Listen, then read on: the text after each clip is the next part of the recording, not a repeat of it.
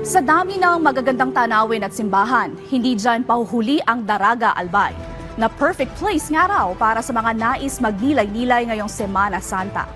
Ang detalye sa Balitang Pambansa ni Gary Carillo ng Radyo Pilipinas Albay.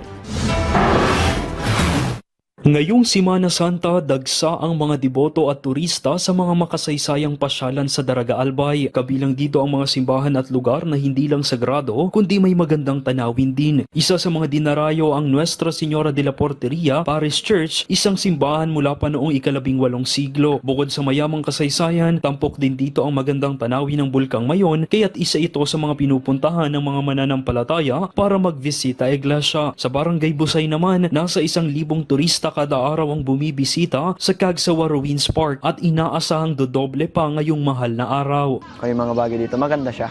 Kasi mayan din. Tapos walang ulap. Medyo maganda.